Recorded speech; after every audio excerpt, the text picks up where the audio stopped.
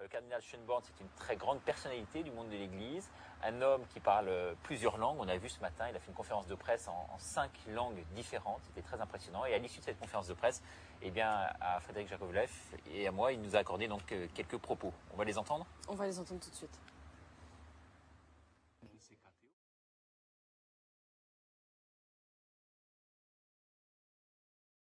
Voilà, exactement. Bien sûr, je me souviens de notre rencontre à Paris. Exactement. Et à l'époque, à Paris, on avait dit que vous aviez, vous, énormément de chance pronostiquement de devenir pape.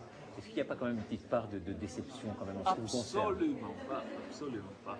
Non. Comment peut-on être déçu? D'abord, je n'y croyais jamais parce que je n'y croyais jamais, même si beaucoup en parlaient dans cette direction. Et je suis tellement heureux de ce choix que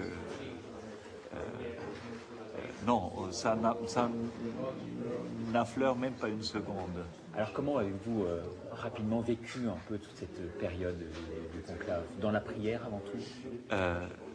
Oui, je crois que c'était pas seulement mon cas, on a beaucoup prié. Bien sûr, on a pris du temps pour l'échange déjà avant le conclave parce que on avait toute la semaine des rencontres des cardinaux et c'est important de se parler. On a peu d'occasions de se rencontrer parce qu'on est chacun dans son coin de par le monde. Et là, on a eu quand même toute une semaine pour se rencontrer, pour se parler, pour échanger. Et puis le conclave est un moment tellement intense de prière et on plonge, je dirais, on plonge dans le mystère parce que on sait que nous sommes les instruments humains, mais c'est le choix de Dieu qui se fait.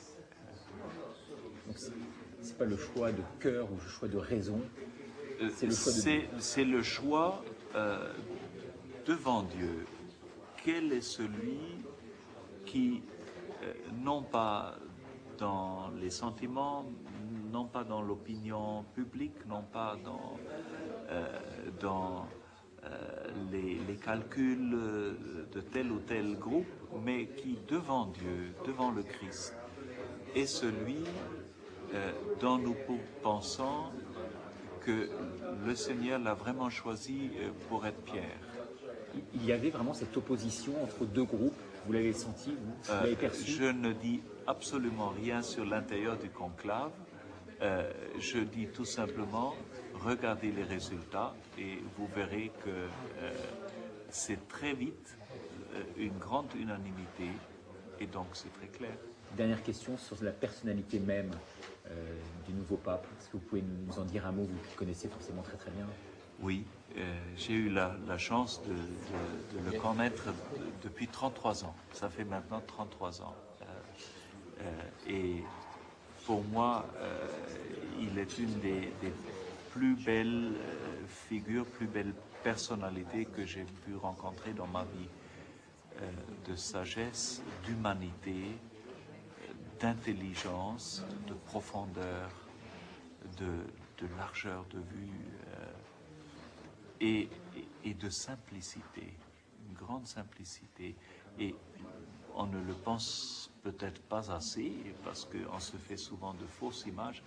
Un homme avec beaucoup d'humour. Je me rappelle du temps où je travaillais beaucoup avec lui, on rigolait souvent et de bon cœur. Et vous êtes malheureux quand vous voyez toute cette campagne de presse qui a tendance à... Y a-t-il une campagne de presse assez négative? Oui. En tout cas en France. Écoutez, qu'est-ce qu'on n'a pas dit de mal de Jean-Paul II? Ça m'impressionne vraiment pas. Mais la fonction peut changer quand même l'homme?